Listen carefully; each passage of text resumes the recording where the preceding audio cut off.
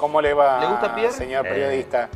No, yo soy más de la época en que decíamos esta noche toca Papo y no me lo puedo perder.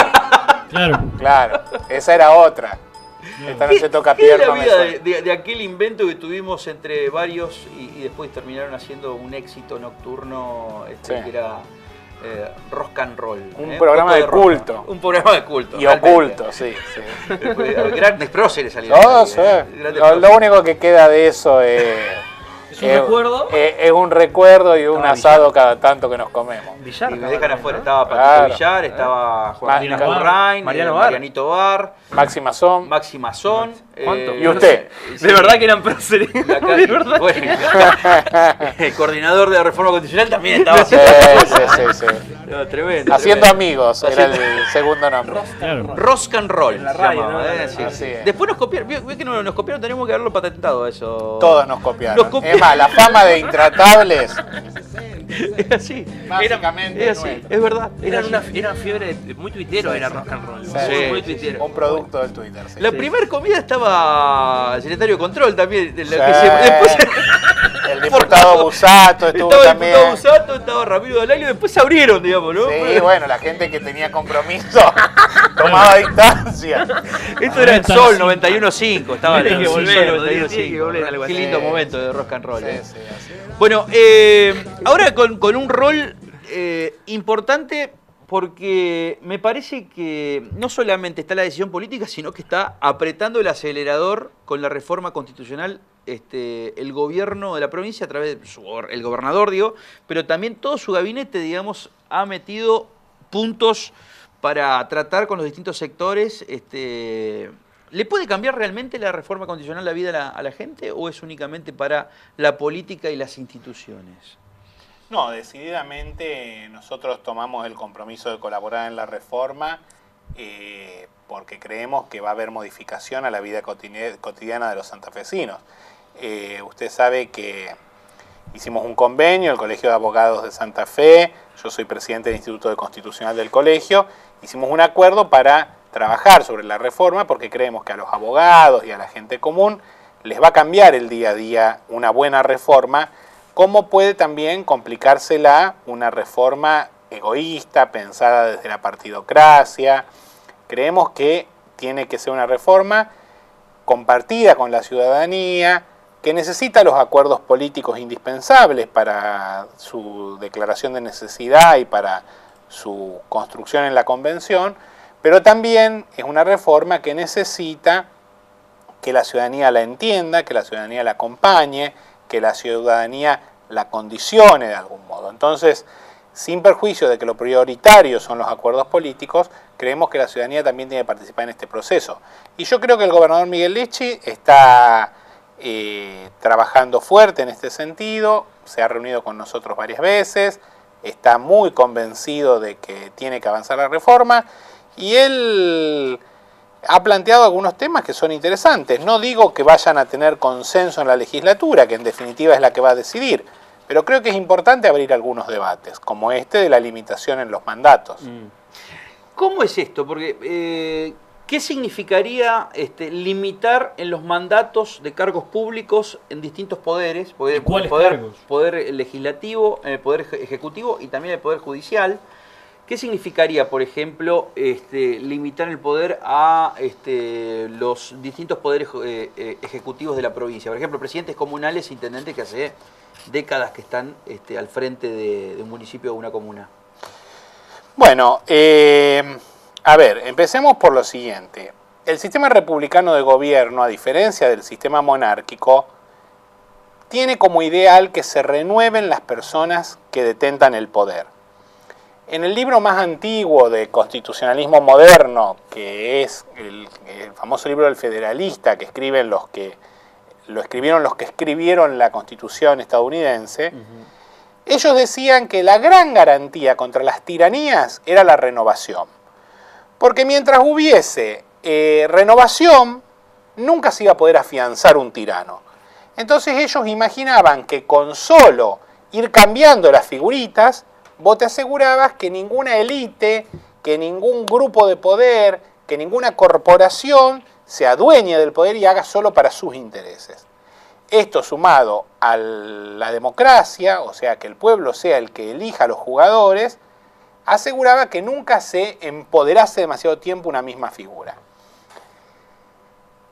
Esto ha ido teniendo sus avances en la ciencia política moderna, en el derecho constitucional moderno, pero también es cierto que hay algunas áreas que han ido quedando exentas de ese control, o que por una deficiencia del sistema la reelección continua está habilitada y se concreta. Entonces, ahí es donde tiembla la esencia republicana o peligra la democracia, cuando vos ves, como vos decís, un mismo intendente que lleva 30 años en el poder. Bueno, eso no es ideal. Entonces, está bueno empezar a pensar limitación a los cargos. Claro que no es lo mismo la duración del mandato de un intendente, de un ejecutivo, de un gobernador, que la duración del mandato de un legislador o de un juez, que son funciones totalmente diferentes.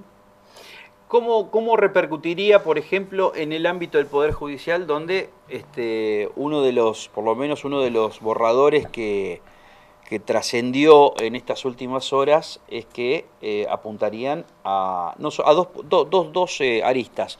Uno, a limitar la cantidad de años de la Corte Suprema, de los miembros de la Corte Suprema, y por otro lado, lo leía en Facebook, la necesidad de generar un tribunal exclusivamente para declarar constitucional o inconstitucional cualquier norma, cualquier fallo, digamos, un tribunal superior que le sacaría un poco las facultades al tribunal o sea, superior. En primer lugar, trascendidos periodísticos dicen que habría alguna idea en el gobierno de plantear un límite de 8 años a la duración de los cargos de los ministros de la Corte. Eso tiene que ver con que la Corte en el sistema santafesino, igual que en el sistema nacional, es el tribunal superior de todos los temas. Eso no está bien. El sistema más moderno, más evolucionado que ideó Hans Kelsen hace ya más de un siglo, plantea que separemos lo que es la Corte del Derecho Común de una Corte Constitucional. Y esto es lo que se ha ido haciendo en los países más importantes del constitucionalismo europeo especialmente. Por un lado hay un tribunal constitucional que solo analiza las cuestiones de constitucionalidad, o sea, las cuestiones que tienen que ver con el funcionamiento de las instituciones, y después está una Corte Suprema que todo lo que es civil, comercial, penal, etcétera, lo revisa esa Corte Suprema, lo que se llama derecho común. Cuando plantean algunos, pongámosles límite a la Corte, es porque realmente la Corte hoy es un poder demasiado grande. En el mundo, las cortes de derecho común no suelen tener límite. Lo que suelen tener límite son los tribunales constitucionales, porque son los que vos necesitas que tengan alguna vinculación con los cambios de la política. Y terminan siendo, digamos, las esos tribunales constitucionales resuelven cuestiones de fondo, pero con un alto contenido ideológico, filosófico, constitucional. Ese tribunal constitucional que va a decidir, por ejemplo, si usar casco es constitucional o no, si consumir droga es constitucional o no, necesita una mayor vinculación con los tiempos electorales. Porque la ciudadanía va cambiando de opinión, vota distinto sentido, y entonces está bueno que eso se renueve. ¿Eso conviviría con la Corte Suprema de Justicia? Conviven en el mismo escalón. Tratan dos temáticas distintas. Entonces, que el Tribunal Constitucional, en muchas provincias argentinas hay.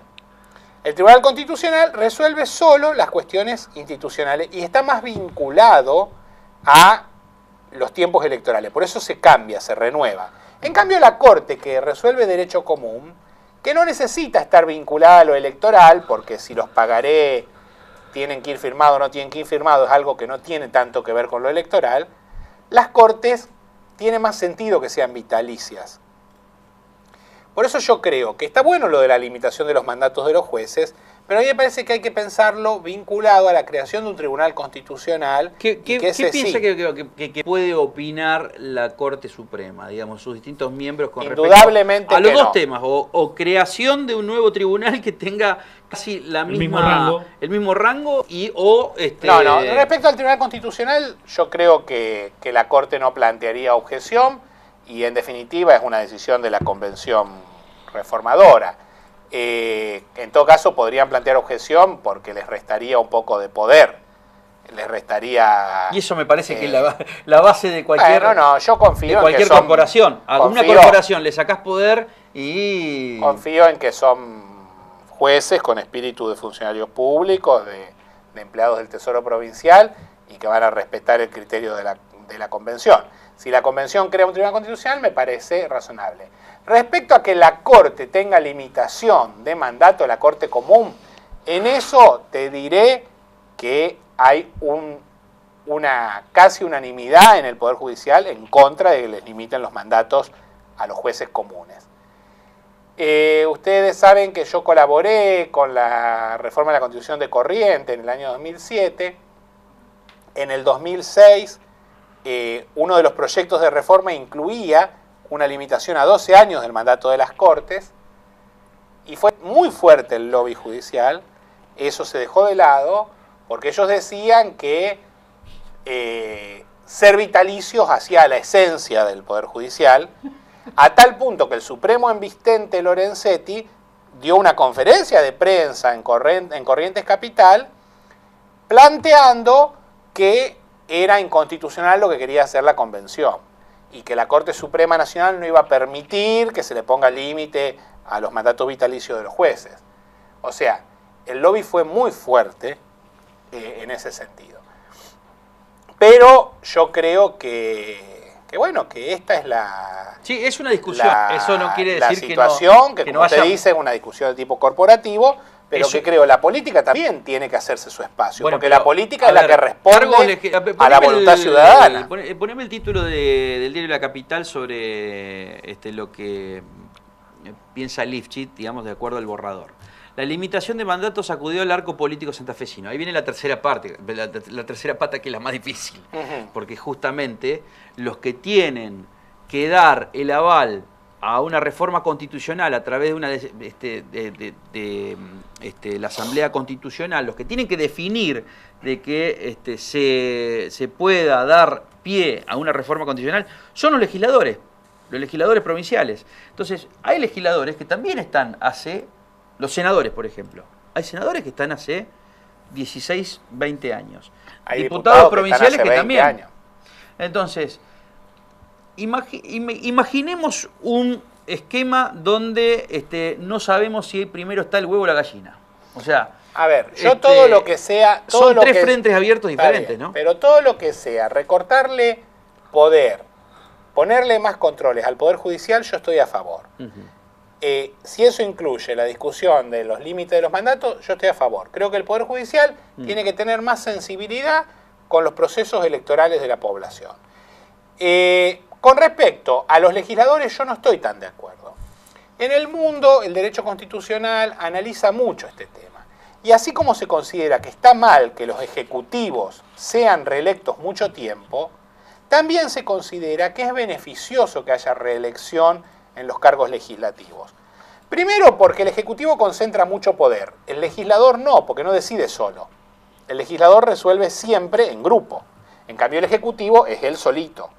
Segundo, el Ejecutivo maneja todas las áreas a su sola voluntad. El legislador maneja diferentes áreas con un proceso extenso de discusión, abierto al público. Entonces, no hay tanta peligro de tiranía.